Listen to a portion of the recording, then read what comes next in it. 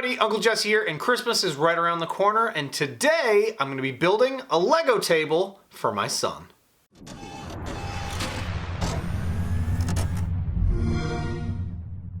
So everybody, my son absolutely loves Legos, and I'm sure if anybody else there has kids, you'll know all kids love Legos, as well as adults, but they get everywhere, so my wife has requested that I create a Lego table. I did a little bit of research and actually found an amazing design that was provided by youcreatecrafts.com. There's a step-by-step guide that they've created that I'm basically going to follow here and do a video treatment of and share with you guys. This should be a really fun project, and my wife and I and my kids will hopefully be very excited about this new Lego table here on Christmas Day. The first thing that you're going to do is assemble a coffee table that you can pick up off of Amazon.com. This took about 20 minutes to assemble and was a pretty straightforward process. Once you have the table assembled, the next thing that you're going to need is 6 10x10 Lego base plates. You're going to be gluing these to the top of the coffee table once it's assembled. All right, now that I have the table assembled, the next thing I have to do is take these Lego base plates and trim the excess from them. The one thing I did not anticipate was I bought these generic versions of the base plates off of Amazon. The regular versions were not in stock. This is what the regular version from Lego is like. It's very, very thin. These, on the other hand, actually are very nice. They're nice and thick, they're very sturdy. The problem is going to be for me is that this would have been much, much easier for me to cut and to trim off of the excess. So if you're planning on building one of these yourselves, I would highly recommend picking up the official Lego versions because they are very thin.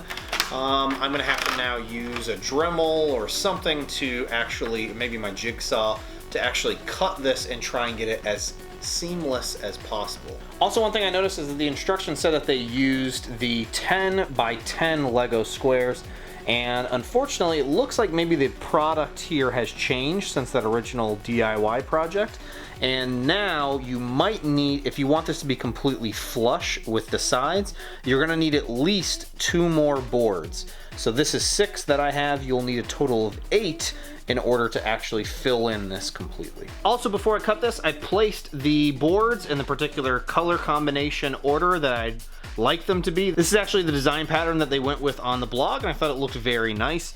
I've also noted here that there are 4 extra Lego lines here that I'll have to trim off. So after the 4th is where I'm gonna make my line cut through all 3 of these boards here, and then once that's in place, I'll just be gluing everything down to the table. All right, so to cut the boards, what I'm gonna do is I've got the board clamped down right here, and I forgot that I had these plastic cutting utensil here that I'm gonna end up using. I've actually tested this out and it works really well. So here was the first board that I used, basically going down and just scoring it a handful of times and then snapping it in half, and it gives you a nice clean break. And then I just used a basic sanding brick here with, I think this is 80 or 100 grit sanding paper, and just sanded the edge really lightly, and it worked perfectly. So to do this, what I'm gonna do is just come on over here, make sure I have 1, 2, 3, 4. This is lined up pretty nicely, and just start scoring.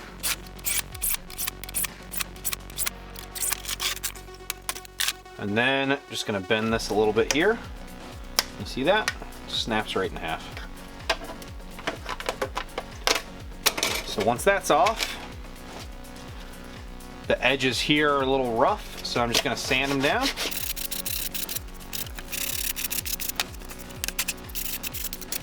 And it's nice and clean. So now I've got a much smaller square that I can now use for that. And I'll go ahead and do the second one now. So after I trimmed down the Lego bases, I came to the realization that my excess pieces I could go and use to fill in the gaps that appear on the edges of the table. This works extremely well and fits pretty much perfectly in place of where these went.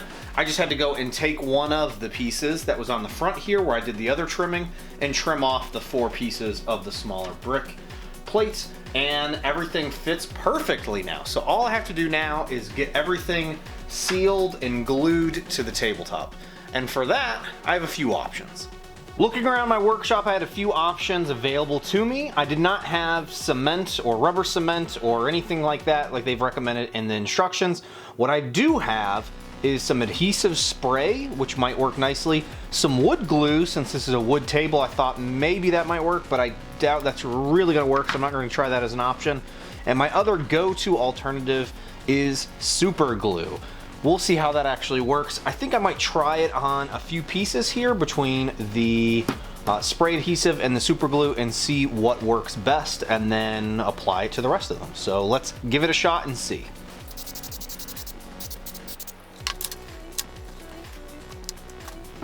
It's certainly sticking. It's nice and tacky, and I'm just trying to get it flush with the table here. Actually, I think this is gonna end up working pretty well. This seems like it's sticking really nicely.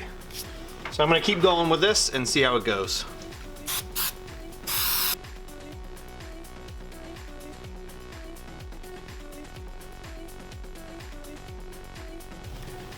So I was able to wrap up the table and it came out perfectly. I'm very happy with the end results of this, and it's gonna be a perfect gift for my son on Christmas. This is gonna help us really keep our Legos organized and all in one place versus scattered all over the place like they are right now. The table itself comes with 2 canvas containers. This is gonna help, but I figured I wanted something a little bit more sturdy for our kids, so I have these smaller plastic containers that I've filled up with Legos that I've placed on the shelves, and they fit absolutely perfectly. If you're interested in building your own, I'll include links down below to both the original tutorial over on youcreatecrafts.com, as well as the links to everything that I purchased over on Amazon.